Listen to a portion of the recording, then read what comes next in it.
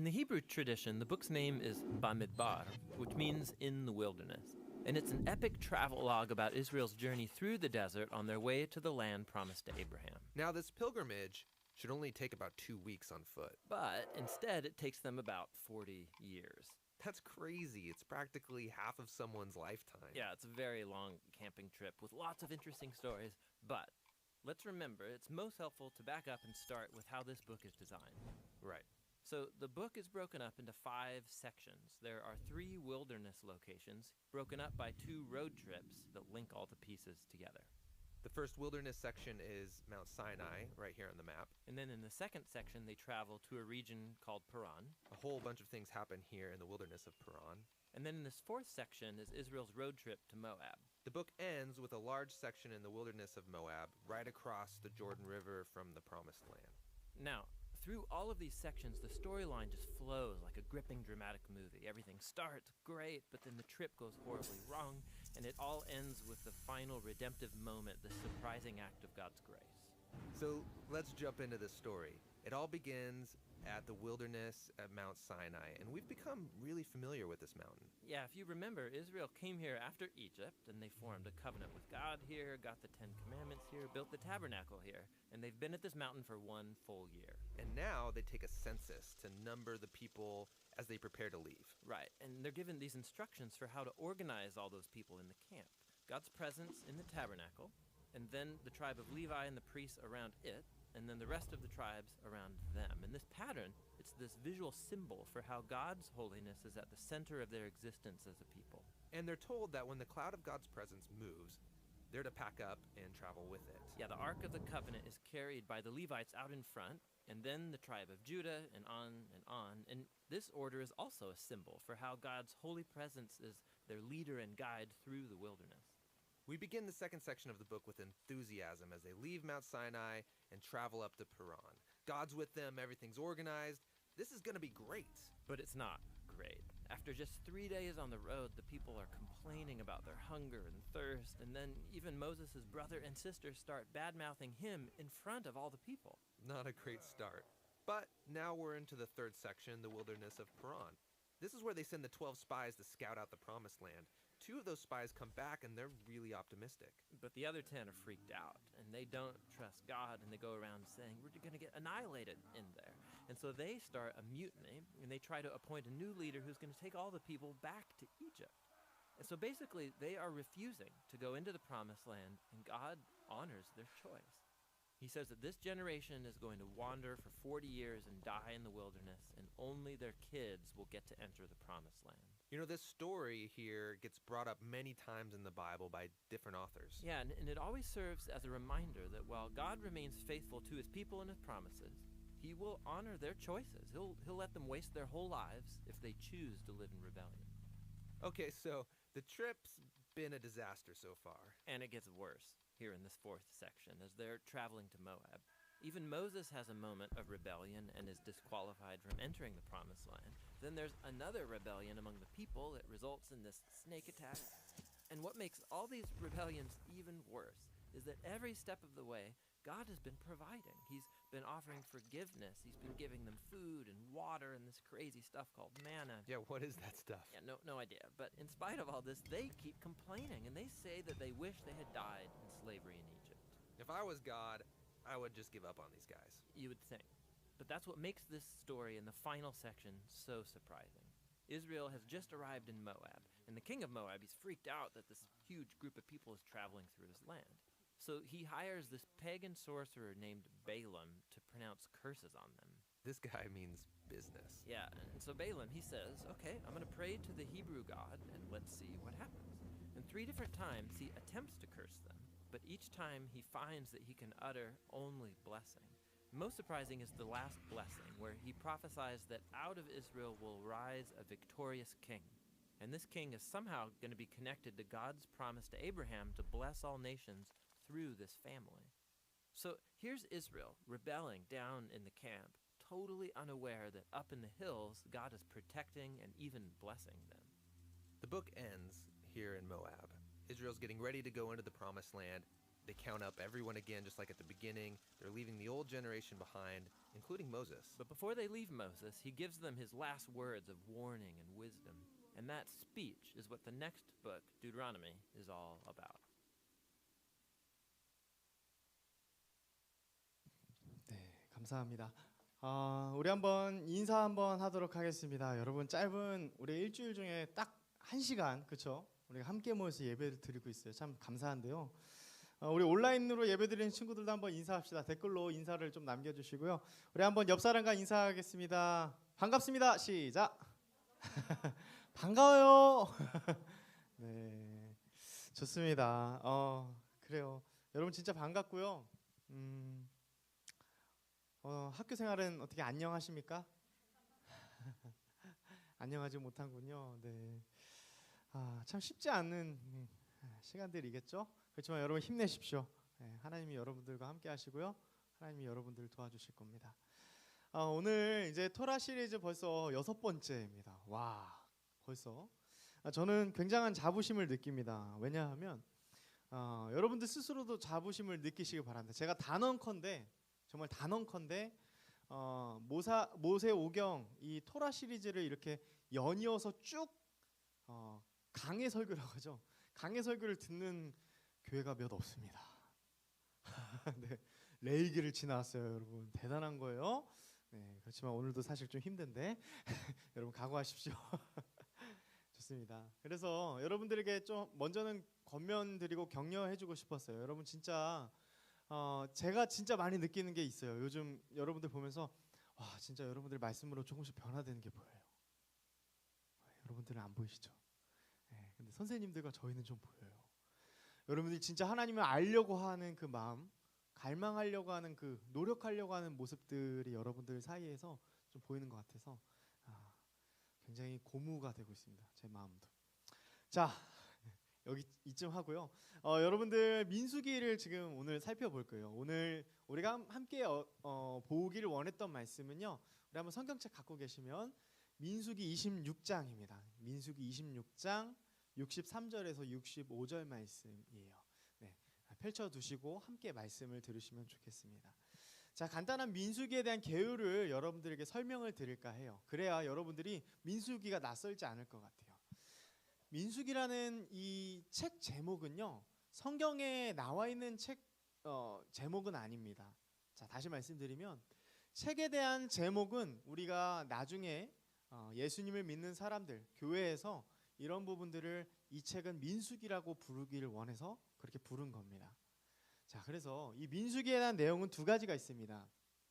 네, 키 한 번만 해주시고요. 고맙습니다. 네, 민수기에 대한 내용은 크게 두 가지가 있어요. 하나는 한번 따라해 볼까요? 수를 세다. 네, 수를 세는 거예요. 그러니까 숫자를 세는 걸 의미합니다. 넘버스예요. 그래서 여러분들 이 민수기라는 책 제목은 수를 세다라는 제목이에요. 한글의 그 번역은 그렇죠? 네, 민수기니까요. 그래서 수를 세다. 무슨 수를 셌을까요? 아까 혹시 영상을 보셨으면 그렇죠. 사람이에요. 되게 당연한 얘기인데 목사님 왜 이런 얘기를 할까요? 그죠? 민수기라는 이 책 제목이 가지고 있는 의미가 있긴 있어요. 그래서 그 얘기를 하려고 얘기를 했고요. 또 오늘 영상에서 우리가 좀 잘 알지 못한, 좀 알기 어려운 이야기를 하나 더 했어요. 그건 뭐냐면 전통적으로 이 벌게이트 성경이라고 하는데 그 벌게이트 번역 이전에는 뭐라고 더 많이 불렀냐면 이렇게 많이 불렀습니다.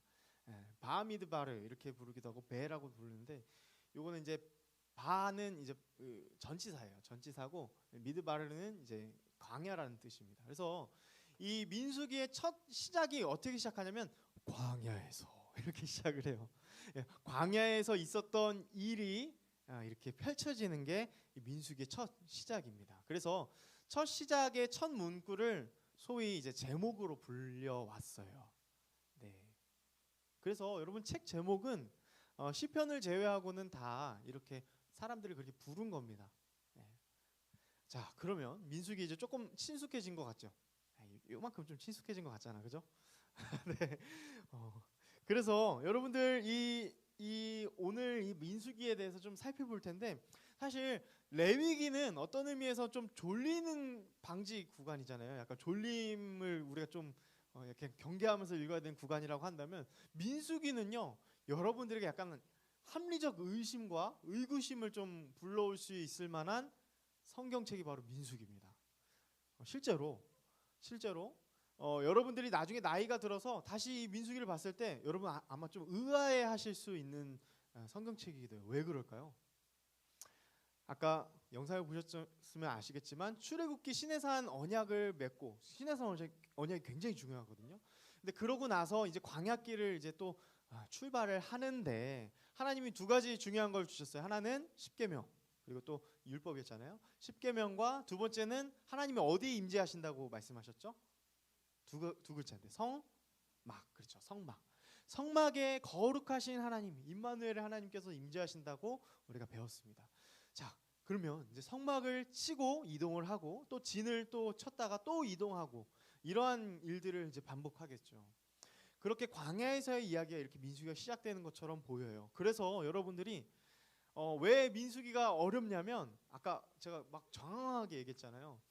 이 민수기를 그냥 생각 없이 읽게 되면 이런 오류에 빠질 수 있다는 거예요. 뭐냐면 이거 지금 시간적인 순서로 가는 것 같은데 왜 아까 봤던 출애굽기의 내용이랑 비슷한 것 같지? 이거 잠깐만, 이거 잘못 쓰인 거 아니야? 이거 반복인데 이거? 약간 이렇게 보일 수 있다는 거예요. 굉장히 좀 그러면 난처해지죠. 네, 여러분들은 아직 그런 질문을 하는 친구가 없죠. 야, 내가 창세기 몇 장 몇 절에서 봤는데, 야, 너 이거 어떻게 설명할래? 이러면서 목사님한테 그런 친구들이 좀 있었습니다. 네, 맨날 매주 막 읽고 와가지고 이거 몇 장 몇 절에 이거 잘못 나왔는데 이렇게 공격하는 친구들이 있었어요. 제가 드리고 싶은 말씀이 이런 거예요. 민수기는요, 우리가 그냥 일반적인 상식으로 책을 보는 듯이 책을 보면 여러분들이 굉장히 혼란스러워질 수 있는 구간이에요. 그래서 여러분, 제가 먼저 이 말씀을 선포하기 전에 여러분들에게 굉장히 중요한 사실 꼭 필기를 하셨으면 좋겠어요. 굉장히 중요한 사실 한 가지를 알려드리려고 합니다. 자, 한번 따라해 볼까요? 서술이냐? 역사냐? 다시 한번, 서술이냐? 역사냐? 자, 여러분, 서술과 역사를 여러분들이 구분할 줄 알아야 돼요. 이게 무슨 말이냐면요, 민수기 성경을 그냥 읽다 보면 광야의 이동을 다루고 있으니까 당연히 시간적인 순서라고 여러분들이 생각할 수 있어요. 다시 말해서 연대기적인 순서를 따른다고 생각하시고 그냥 성경의 장을 계속 장절을 넘길 수 있다는 말이에요. 그런데 그렇게 볼 수 없다는 거예요. 자, 이게 무슨 말이지? 그러면 목사님, 이거 성경은 역사적 사실이 아니네요? 그건 또 아니에요. 이게 무슨 말일까? 자, 1번. 여러분들 그 주보에도 나와 있어요. 보시면 1번은 성경 사실 그대로를 시간별로 기록한 역사다. 자, 1번이 맞을까요? 또 2번 한번 읽어볼게요. 성경은 사실을 기반하나 사실 그대로를 나타내는 역사가 아닌 서술이다. 그러므로 해석이 필요하다. 자, 1번이 맞을까요? 2번이 맞을까요? 그렇죠. 여러분 좀 확신을 가지세요. 틀려도 좀 좋으니까 확신을 가지고 얘기하세요. 네, 1번이 맞아요? 2번이 맞아요? 2번입니다. 자, 왜 그런지를 설명해 드릴게요. 자, 다시 말씀드리지만 여러분, 성경을 볼 때 굉장히 중요한 전제가 우리 안에 공유가 돼야 돼요. 저는 이게 진짜 중요하다고 생각해요. 왜냐하면 우리는 성경이 교회에서 있어서 성경의 이 진리가 이 교회를 온전하기 때문에라고 저는 믿기 때문에, 자, 성경 안에 있는 역사적 사실은 분명합니다. 성경 안에서 기술되어지는 그런 사건들은 분명히 역사의 한 복판에서 이루어졌던 역사적 사실은 분명합니다. 그러나 역사적 사실 그대로를 연대기별로 시간대별로 기록하지는 않았습니다. 이 차이를 느끼시겠어요? 역사 그대로를 그냥 기록한 게 아니라는 거예요. 그러면 어떻게 기록했을까? 하나님은 사람의 저자들을 사용하시는데 그 사람들 나름대로의 고유한 문체, 고유한 어떠한 그 사람의 됨됨이들을 다 사용하셨다는 거예요. 그들이 사용하는 익숙한 문법, 익숙한 표현, 그런 것들을 완전히, 그래서 우리는 완전 축자 영감을 우리는 믿어요. 예, 그 말이 이 말입니다. 자, 그 말이 그러면 여러분들에게 좀 이해가 안 될 수 있어요. 아니, 사람의 문체들을 사용하는 게 하나님이 그렇게 성경을 쓴 게 그게 뭐가 그렇게 중요하죠? 네, 되게 중요합니다. 왜 그런지 아세요? 하나님이 인격적으로 사람을 감동해서 특정한 저자를 감동시켜 가지고 하나님의 의도를 캐치할 수 있게끔 우리에게 알려주신다는 거예요. 이 성경이 그렇다는 거예요. 여러분, 그렇기 때문에 우리가 How to read the Bible 우리 처음에 배웠던 거 기억나시죠? 장르가 왜 중요해요? 장르별로 왜 읽는 게 중요할까요? 하나님이 너무 인격적이지 않습니까? 너무 인격적이신 분이에요. 그래서 하나님이 막 이렇게 성령의 감동으로 막 성경을 쓸 때 여러분 막 생각할 때 이렇게 생각하실 수도 있어요.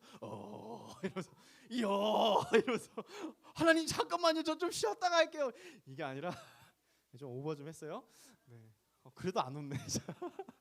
좀 더 센 걸 준비해야겠어. 자, 그게 아니라 하나님이 얼마나 세밀하고 얼마나 인격적이신지를 우리는 여기서도 발견할 수 있다는 말이에요. 인간 저자를 완전하게 하나님이 감동하게 하셔서 이 말씀을 쓰셨기 때문에 꼭 시간대별로 쓸 필요가 없는 겁니다. 역사적 사실을 당연히 반영하지만 의도가 있을 때는 때로는 길게 그 장면을 쓸 수도 있고 의도가 있으면 반복할 수도 있는 거죠. 그렇죠? 여러분, 근데 이 사실을 대다수의 사람을 인정하려고 하지 않습니다. 어떻게 이해할까요? 그러면 공격을 이렇게 하는 거예요. 아니, 내가 좀 신학을 좀 공부해봤는데 보니까 뭐 제사장 문서도 있고 뭐 디문서도 있고 뭐 여러 가지 문서 그냥 짬뽕해 놓은 게 이게 바로 이 성경책이라던데, 모세오경이라던데, 이렇게 얘기하는 거예요. 그 증거를 내가 하나 알려줄까? 출애굽기에 나오는 이 장면 여기서 뺏겨 쓴 거야. 뺏겨 쓴 거. 이렇게 얘기하는 거예요. 되게 그럴듯해 보이지 않습니까? 그럴듯해 보이잖아요. 그렇죠? 네. 사람들은 그렇게 이해하기를 원한다는 거예요. 합리적인 의심을 했을 때 합리적인 어떤 대답이 스스로 안에 있어야만 이 하나님의 어떤 역사하신가 하나님의 어떤 큰 의도를 간파하려기보다는 자신이 해석하고 싶은 대로 해석한다는 거예요. 그렇기 때문에 여러분, 서술입니다. 서술. 성경은 하나님의 특별한 감동으로 쓰여진 서술이라는 말이에요. 그렇기 때문에 우리가 이 해석하는 게 굉장히 중요해요. 자, 그렇기 때문에 좀 어려운데 이거 이해하실 수 있을 거라 봐요. 여러분들이 이 모세오경이 약 주전 1500년 경에 학자들은 그렇게 보는데 그때 쓰여졌다고 한번 가정을 해봅시다. 우리가 정확한 연도는 알 수 없지만 그렇다면 지금 벌써 몇 년도 차이인 거예요? 약 3500년. 그죠? 굉장히 많은 차이가 있어요. 근데 여러분, 그 시간의 간극을 여러분들이 뛰어넘어서 하나님의 정확히 말씀하신 이 의도를 어떻게 우리가 다 간파할 수 있을까요? 해석해낼 수 있을까요? 다른 말로 하나님께서 여기 개입하지 않으면 이건 아무런 대답도 할 수 없는 거예요. 하나님이 인격적으로 하나님께서 완전 축자로 이 성경을 기록하실 뿐만 아니라 성령 하나님께서는 오늘도 저와 여러분들이 이 성경을 듣고 읽을 때에 그 성경의 의도를 간파할 수 있도록 성령 하나님께서 지금도 역사하신다는 말입니다. 여러분 믿으십니까? 네, 지금 그렇기 때문에 우리의 모든 전제는 사실 다 하나님이에요. 모든 전제, 이 서술까지도. 자, 굉장히 중요한 거 여러분들에게 설명드렸어요. 그렇기 때문에 역사책으로 보면 안 돼요. 자, 그러면 여러분 조선왕조실록 아십니까? 조선왕조실록? 조선왕조실록 굉장히 한국사에서 중요한 겁니다. 약 472년간의 이 왕들의 이야기를 다뤘어요. 굉장히 재밌다고 해요. 유퀴즈 보시나요? 유퀴즈에서 잠깐 나왔었어요. 근데 이 조선왕조실록은 심지어 왕들이 쉽게가 아니라 절대 이렇게 볼 수 없도록 열람할 수 없도록 그렇게 되었다고 합니다. 그렇기 때문에 가치가 있는 거죠. 그런데 이 조선왕조실록을 쓰는 이 사관이 자신의 어떤 주관적인 이야기들을 쓸 때는 꼭 이렇게 이야기를 붙였다고 해요. 사관은 논한다. 그래서 자신이 여기는 지금 첨언한 것임을 분명히 이렇게 밝혔다고 해요. 그 외에는 다 시간대별로 작성한 거예요. 왕이 잠깐 소변을 보러 갔다. 뭐 그런 것도 있었을까요? 아마 있었을 것 같아요. 그래서 근데 누구누구를 만났는데 역정을 내었다. 뭐 이런 것들. 그러니까 조선왕조실록은 정말 연대기별로 시간대별로 그 왕의 그 첫 생애부터 그 끝까지를 쭉 기록한 거예요. 그죠? 거기에는 이 시간의 역순이란 존재하지 않습니다. 반면에 이 모세오경, 특별히 이 민수기는요, 그렇지 않다는 거예요. 자, 오늘 우리가 첫 번째 이 민수기가 뜻이 뭐라고 했어요? 제목에 수를 세다. 예, 실제로 민수기 1장부터 4장까지는요 수를 세는 장면이 나와요. 어떤 수를 세는 장면이 나오냐면 출애굽한 첫 세대, 네, 시내산 언약을 받고 광야길을 나서는 첫 세대가 이제 굉장히 사람들이 많아졌을까요? 적어졌을까요? 굉장히 많아졌겠죠. 그죠? 굉장히 많았을 거예요. 이미 많았을 거예요. 근데 이 사람들의 수를 세라고 하나님께서 명령하십니다. 근데 여러분 보세요.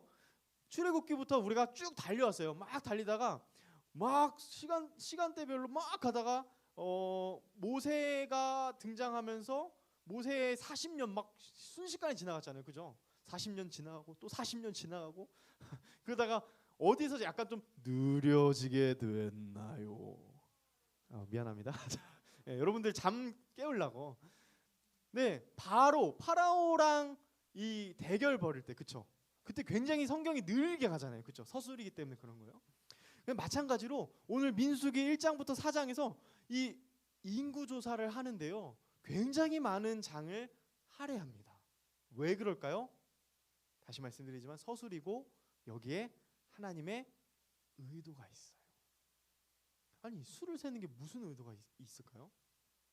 오늘 우리가 본문으로 택한 26장에는 두 번째 인구조사입니다. 자, 한번 1장부터 4장은 첫 번째 인구조사. 네, 여러분 적어놓으시면 좋습니다. 26장은 두 번째 인구조사예요. 근데 약간 좀 달라요.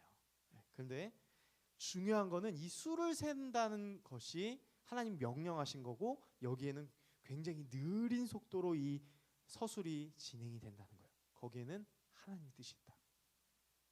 어떤 하나님의 뜻이 있을까요? 여러분, 당시 고대 근동도 그렇고 지금도 마찬가지지만 자, 우리 한번 1학년 친구들 손 한번 들어볼까요? 1학년 친구들 손. 네. 여러분들 반에 몇 명 정도 있습니까? 30명? 아니. 학교 반. 예, 여러분, 호준 고맙다. 그래도 3명밖에 안 되는데 딱 봐도 지금 술을 세워. 아니구나. 뒤에 더 숨어 있었군요. 예, 미안합니다. 기둥 뒤에 숨어진 그들을 못 봤어요. 네, 여러분 학교에 몇 명 있어요? 30명? 27명. 반은 총 몇 반까지 있어요? 그러면 내가 준비한 예화가 이게 안 되는데. 그래, 2학년 한번 손 들어보세요. 2학년. 여러분들 반은 몇 반까지 있습니까? 2반까지 있어요? 좋아요. 나의 예와 지금 맞아 떨어지고 있어. 다른 학교는 어때요? 11개. 와, 예준의 반도 굉장히 많군요. 3학년도 비슷합니까? 11개 반 정도? 그렇구나. 여기 목동이라 그런가 봐요. 그죠? 네. 제가 사실 어떤 예화를 드리려고 했냐면 여러분들 굉장히 지금은 학교에 한 반 수도 많지 않고 사람들도 적거든요. 이 목동만 그렇지 다른 데 가잖아요. 반도 한 5개 반밖에 없어요. 4반 정도밖에 없고요. 학생들도 한 20명에서 25명이에요. 네. 왜 그럴까요? 인구가 많이 줄어들었기 때문에. 근데 제가 학교 다닐 때만 해도 굉장히 많았습니다. 굉장히 많았어요. 그래서 막 한 반에 아이들이 막 40명이 있을 때도 있었어요. 40명. 그러니까 여러분 한번 생각해 보십시오. 그 40명이 여러분 초등학교 시절 한번 생각해 봐요. 여러분 초등학생 6학년 5학년이 한 반에 40명이 같이 있다. 그러면 그 반은 분위기는 어떻습니까? 굉장히 친하다고 한번 전제를 하면, 야, 선생님 정말 힘들겠죠? 선생님들한테 얘들아 조용 좀 해봐. 그래서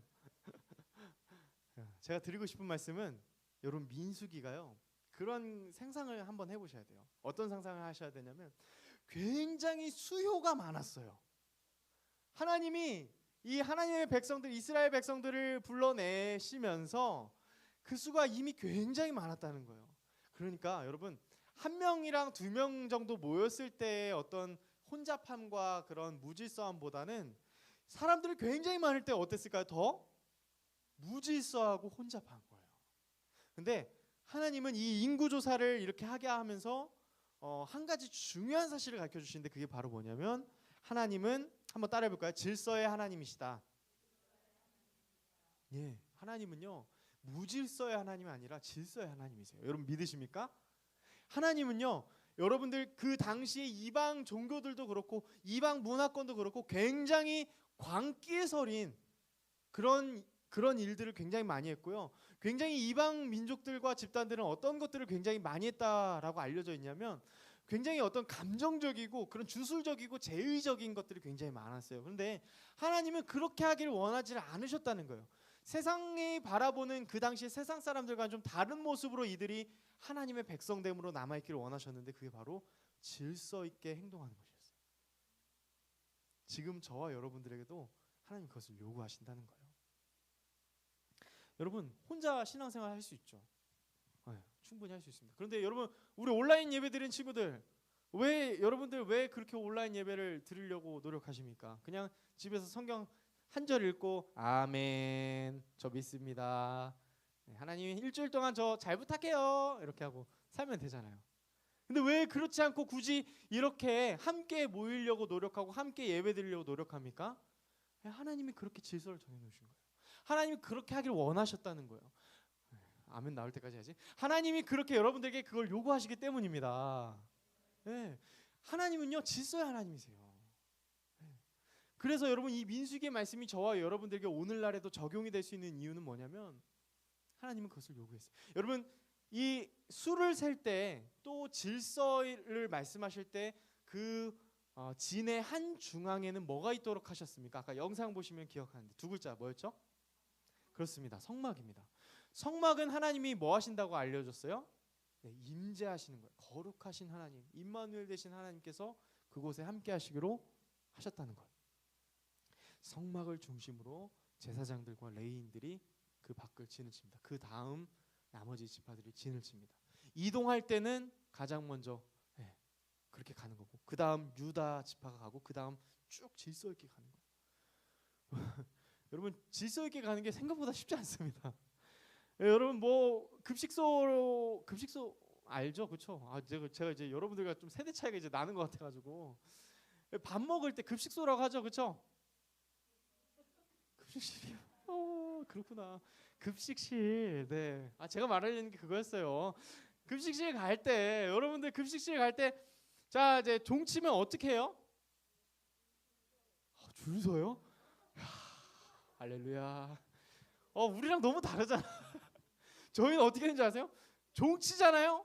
그러면 경쟁해요. 막 선생님 말 안 들려. 애들아 하면 막 그 얘기 안 들려. 막 뛰어갑니다. 막 뛰어가요. 줄 서는 거예요. 그렇게 줄 섰어요 저희는. 근데 여러분 굉장히 예의 바른 친구들이구나. 네.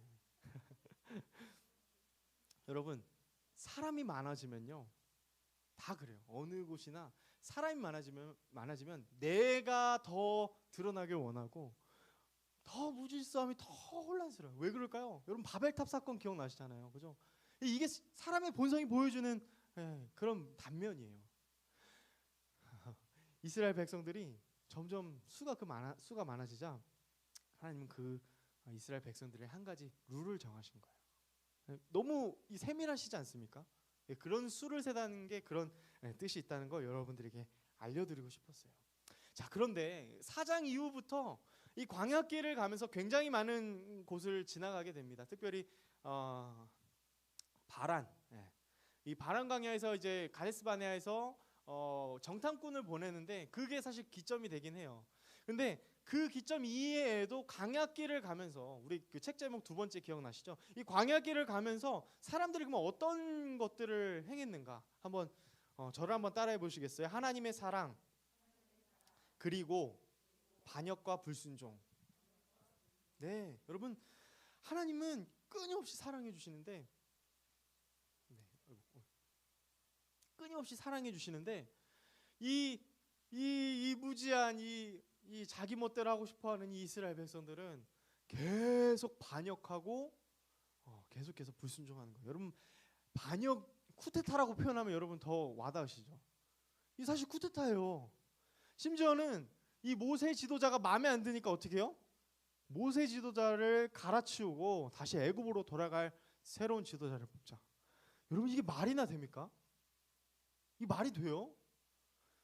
와, 그래서 여러분 쭉 보다가 거의 뭐 원망과 불순종의 끝판왕이 나와요. 제가 거기를 한번 이렇게 잡아봤는데 민수기 21장 5절 말씀이거든요. 한번 앞에 나와 있는 거 한번 같이 한번 읽어볼게요. 시작. 모세를 향하여 원망하되 어찌하여 우리를 애굽에서 인도해 내어 이 광야에서 죽게 하는가? 이곳에는 먹을 것도 없고 물도 없도다. 우리 마음이 이 하찮은 음식을 싫어하노라. 아멘. 아멘. 네, 여러분 지금 이 음식을 가지고 지금 뭐라고 표현했어요? 하찮. 야, 어떻게 이럴 수 있습니까? 여러분 만나는 그 만나라는 뜻 자체가 이게 뭔가라는 뜻이에요. 이것이 무엇이냐라는 뜻을 갖고 있어요. 굉장히 재밌죠. 그래서 아까 영상에도 나왔지만 이게 아직까지도 정확한 것이 뭔지를 몰라요.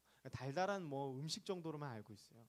근데 이 만나가요 굉장히 놀라운 게 하나님이 어떻게 공급해 주셨냐면요, 광야길을 가면서 평일에는 딱 하루 먹을치만큼만 먹을 수 있도록 유통기한을 정해 놓으셨어요. 되게 흥미롭죠. 그래서 그 다음날 되면은 더 많이 가지려고 해도요 이게 하루만 지나면 곰팡이가 쓰는 거예요. 못 먹는 거예요. 이거 왜 그렇게 하셨을까요? 하나님이 매일같이 광야에서 하나님이 공급하시는 것이 없이는 너희들이 살 수 없다라는 걸 알려주시기 위해서요. 단 안식일에만 미리 그 안식일에 먹을 만큼까지만 그렇게 할 수 있도록. 굉장히 놀라운 거 아닙니까 이게? 매일매일 기적을 경험한 세대예요. 출애굽 이후로 매일매일 경험을 경험하면서 이 광야길을 물론 힘들었겠죠. 힘들었지만 그렇게 경험한 이 세대가 하나님 주신 이 음식을 가리켜 하찮은 음식이라니. 이 하찮은 음식이라고 표현한 것은 곧 하나님이 그렇게 표현한 거예요. 하나님을 향해서. 저 같았으면 진작에 화를 내고 아예 그냥 멸절해 버렸을 것 같아요. 이 은혜로 모르는 백성들. 여러분 이게 되게 또 놀라운 게요, 백성들이 그렇게 불평하고 원망하고 하나님을 반역하고 불순종할 때 여러분 이 영향력이라는 게 사실 사람과 사람은 관계의 그물망 안에 있잖아요. 그렇죠? 사람들에게 서로 영향을 주게 돼 있습니다. 결국에는 모세까지도 어떻게 해요? 불평해요. 하나님 말씀하신 대로 하지 않고 반석을 쳤어요. 얼마나 화났으면. 그 사실 소심해 보이잖아요, 그렇죠? 근데 하나님 그거 가지고 똑같이 그렇게 취급하세요. 여러분 진짜 중요한 얘기예요. 여러분들이 지금 신앙생활하는 모습들이, 저와 여러분들이 개개인의 신앙생활하는 모습들이 우리 교회에 영향을 줍니다. 보이지 않는 곳에서도 영향을 줍니다. 우리가 하나님을 바라보는 그 관점이, 그것이 나의 옆에 있는 친구들에게 여러분들은 동일한 영향을 줄 수 있다는 것. 여러분 결국에는요 하나님이 이 불순종하고 반역하는 이 세대들에게 결국에는 하나님은 정의로우신 분이시기 때문에 결국 벌을 내리세요. 그 벌이 뭐였을까요? 일주일 더 걸리는 거리라고 해요. 한 약 11일 정도에서 10일. 근데 그 간단한 거리를 그새 못 참고 3일 만에 불평이 나오기 시작하면서 그런 일들이 있었던 거예요. 그러니까 하나님이 이 열흘길을 몇 년으로 바꾸셨어요? 40년을 바꿨어요. 여러분 40년, 모세가 40년 준비된 시간도 막 연상이 되고, 그죠? 40년이 걸렸어요. 결국엔 출애굽했던 첫 세대는 다 모두 들어가지 못하게 될 것이다. 그게 하나님이 지금 우리가 읽었던 본문 말씀에 그렇게 나와 있는 거예요. 26장이. 근데 여러분 26장이 뭐라고 했어요? 두 번째 인구조사라고 했어요. 자, 그러면 여러분 이제 어느 정도 그림이 그려지실 겁니다. 하나님께서 이 반역하는 세대들을, 첫 세대를 하나님이 그렇게 정의롭게 심판하셨어요. 그런데 그럼에도 불구하고 두 번째 세대, 두 번째 다음 세대에게는 하나님이 은혜를 베푸시는데, 물론 첫 세대에서 여호수아와 갈렙은 들어가죠. 그죠? 약속의 땅에 들어가지만 그들을 제외한 나머지 세대들은 못 들어갑니다. 근데 다음 세대들에게 다시 한번 기회를 주시는 게 그게 바로 26장입니다. 그러면서 다시 한번 이 진열을 재정비하고 다시 한번 인구 조사를 하게 하시는 거예요. 그래서 굉장히 중요한 말씀이에요. 굉장히 중요합니다. 사랑하는 여러분, 반주자 혹시 준비해 주시고요. 여러분들에게 한 가지 좀 의아한 말씀 하나를 보여드릴까 해요. 우리 민수기 17장 말씀인데요. 제가 한번 읽어드릴 테니까 글씨가 좀 작아서 한번 읽어보겠습니다. 모세가 그 지팡이들을 증거의 장막 안 여호와 앞에 두었더라. 이튿날 모세가 증거의 장막에 들어가 본즉 레위 집을 위하여 낸 아론의 지팡이에 우미 돋고 순이 나고 꽃이 피어서 살구 열매가 열렸더라. 사랑하는 여러분, 지금 우리는 17장 말씀을 같이 읽었는데요. 이게 무슨 말이냐면 아론의 지팡이, 이 아론의 지팡이는 여러분 나무 지팡이잖아요, 그렇죠? 나무 지팡이는 습기가 있으면 안 됩니다.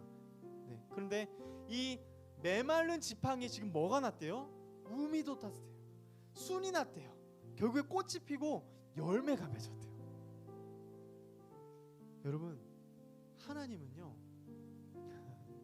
우리에게 이런 것들을 보여주시는 하나님이세요. 메말라져 있는 아무것도 사실은 기대할 수 없는 곳에서 하나님은 이렇게 보란듯이 이야기하시는 거예요. 나를 봐라. 나는 너희들을 인도할 하나님이다. 나는 너희들에게 생명을 줄 하나님이다. 아무것도 보이지 않을지라도 난 너희들에게 소망과 희망을 줄 하나님이다. 여러분, 다음 세대는 그 40년의 그 광야의 기간을 다시 걸어야만 했습니다. 그런데 이번엔 조금 달랐던 것 같아요. 하나님께서 함께 하심을 이들은 기억했던 것 같아요.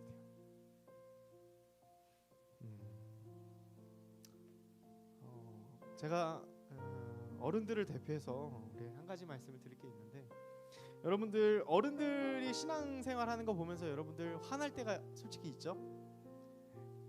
자기는 제대로 안 믿으면서, 자기는 어른이라고 핸드폰하고 나는 예배 때 핸드폰 못하게 하고, 어른들인데 아유, 예수 믿는다고 하는데 저렇게 싸움박질이 나고. 네, 여러분들 왜 없겠어요, 그렇죠? 그런 부분들이 참 목사님은 좀 미안해요. 근데 여러분들에게 오늘 이 말씀을 준비하면서 한 가지 좀 이야기해주고 싶었어요. 뭐냐면 여러분, 우리의 이전 세대의 모습들을, 그 불순종과 반역의 모습들을 여러분 본받지 마시길 바랍니다. 여러분들 끊어냈으면 좋겠어요. 다음 세대는 우리보다 더 신앙생활 잘했으면 좋겠습니다.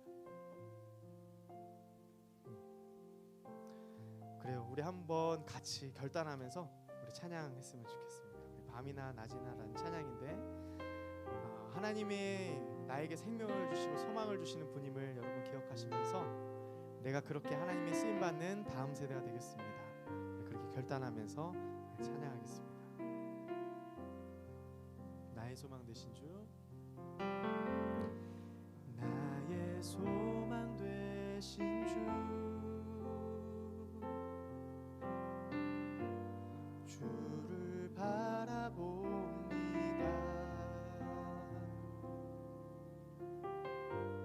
다시 오실 나의 왕 예수, 주를 기다립니다.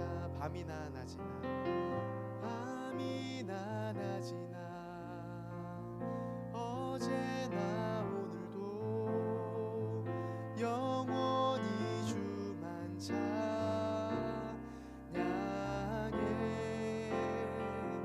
괴롭고 슬플 때 낭망하여 넘어져도 언제나 주만 찬양하.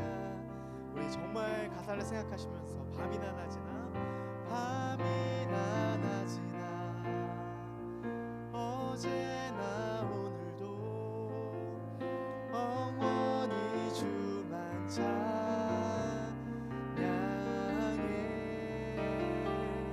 괴롭고 슬플 때 낭망하여 넘어져도 언제나 주만 찬양하겠네.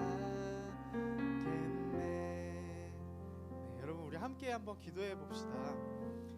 우리 이 시간 하나님께, 살아계신 하나님께, 어제나 오늘이나 영원히 동일하신 우리 하나님께 이렇게 한번 기도합시다. 하나님, 제가 정말 하나님께 순종하는 학생이 되겠습니다. 제가 하나님께 온전히 말씀에 순종하는, 비록 광야같이 어려운 환경을 지나고 있지만, 상황을 지나고 있지만 불평하지 않고 불순종하지 않고 하나님께 순종하는 제가 되겠습니다. 우리 함께 기도하며 나아가겠습니다. 기도합니다.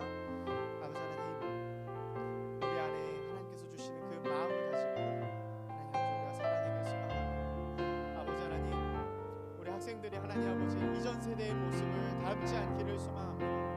아버지 하나님, 이들은 뭔가 변화되길 소망합니다. 하나님 아버지, 우리 안에 있던 불순종하고 반역했던 우리의 모든 모습들은 사라지게 하시고, 하나님 아버지 교회의 새 희망이 되게 하시고, 하나님 아버지 민족의 희망이 되게 하시고, 하나님 아버지 이들이 자라나서 하나님의 그 복음을 전하는 아버지 하나님 그러한 우리 하나님의 백성들이 될 수 있도록 주님 붙들어 주시기를 소망합니다. 아버지 하나님, 이들의 마음 가운데 영원히 함께하여 주시옵소서.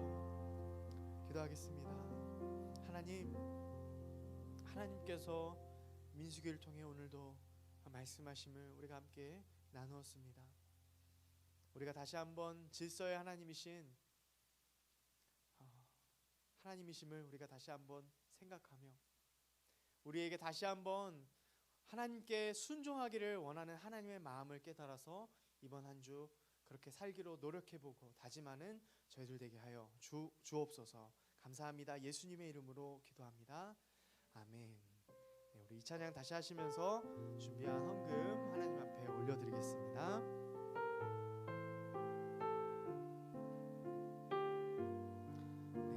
네, 하나님이 희망이 되시고 소망이 되십니다. 우리 같이 한번 찬양합시다. 나의 소망 되신 주, 나의 소망 되신 주, 주를 바라봅니다.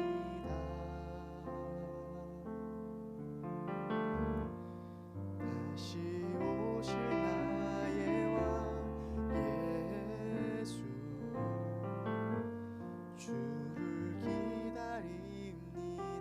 나의 소망 되신 주, 나의 소망 되신 주, 주를 바라봅니다.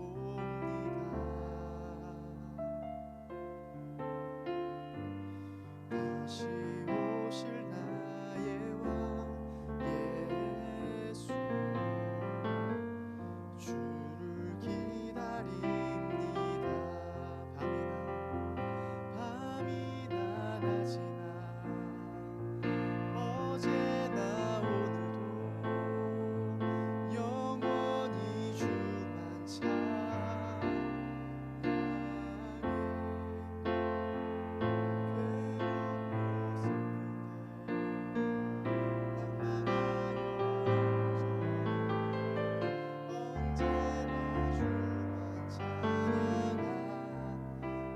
언제나 주만 찬양하겠네.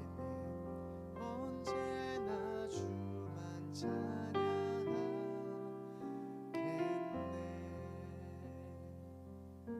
하나님 아버지, 이 귀한 헌금이 하나님의 복음이 전하는 곳에 사용되길 소망하며, 주의 말씀이 선포되는 곳에 사용되게 하여 주옵소서.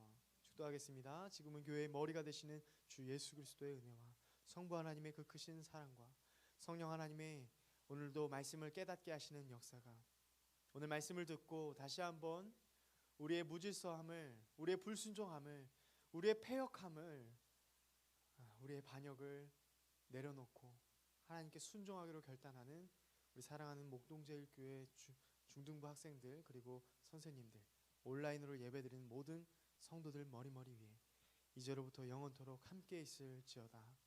아멘.